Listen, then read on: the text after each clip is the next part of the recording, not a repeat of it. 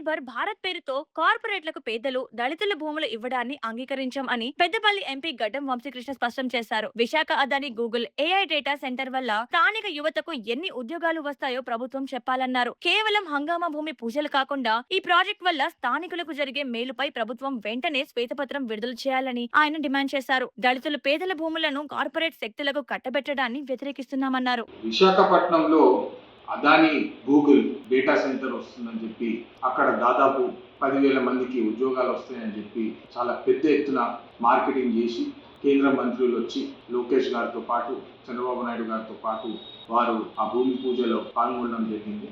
అనేక మంది దళితులను ఇబ్బంది పెట్టి వాళ్ళ మీద ఒత్తిడి పెట్టి దాదాపు 20 లక్షల రూపాయలు ఎకరానికి ఇస్తామని చెప్పి వాళ్ళకి చిల్లర పైసలు పడేసినట్టు పడేసి కోట్లాది వాల్యూ ఉన్న ఏఐ కంపెనీలు ఈ ల్యాండ్ని అతి తక్కువ ధరలో వీళ్ళకి దళితులకి ఇచ్చి భూమి లాక్కోవడం జరుగుతుందని చెప్పి ఈ సందర్భంగా అందరికి తెలియజేస్తున్నాను.